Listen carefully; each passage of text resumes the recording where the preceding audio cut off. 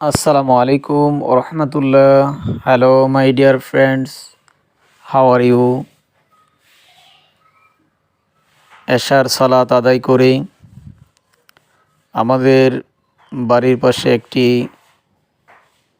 নদী আছে, সেই নদীর নাম হলো শীতলক্ষ্যা নদী।